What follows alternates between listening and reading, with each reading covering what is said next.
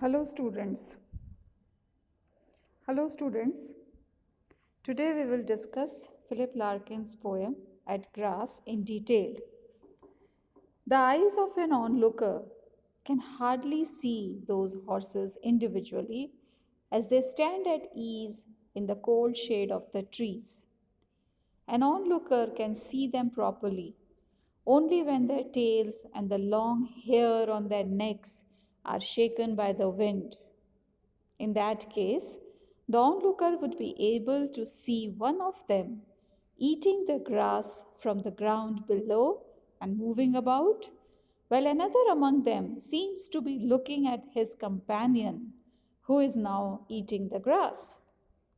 Each of these horses stands without having any individual identity, and yet, 15 years ago, each of them had become a legend because of his achievements in the horse races and his winning many a victory through which he had distinguished himself.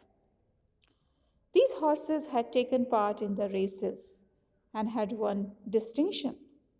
The races were attended by large crowds of people, including ladies holding parasols.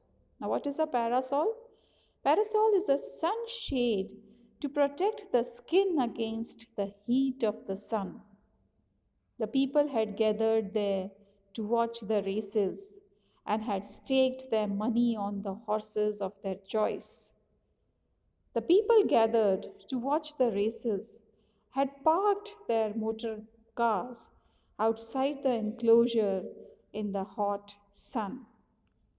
At the beginning of each race, the crowd of the people watching the races were filled with great excitement and shouted in that state of excitement to express their support for the horses on whom they had staked their money.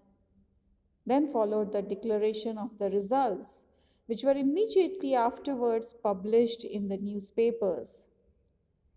We cannot know whether these horses feel troubled by any memories of the races in which they had participated and from which they have now completely retired. Perhaps they are moving their heads to shake off the flies hovering around their ears is indicative of some sort of recollections of the past. The evening darkens, and one summer gives way to another. The memories of the commencement of the races and of the crowds of excited spectators shouting, all these have become a part of their past lives. And now they stand in the harmless pastures. Their names still live on and have become a part of the history of the races. They themselves have forgotten their names and now they stand at ease.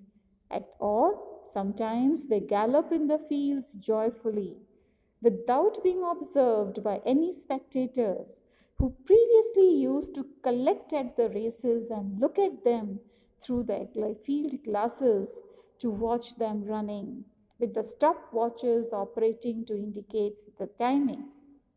All the activity is now over.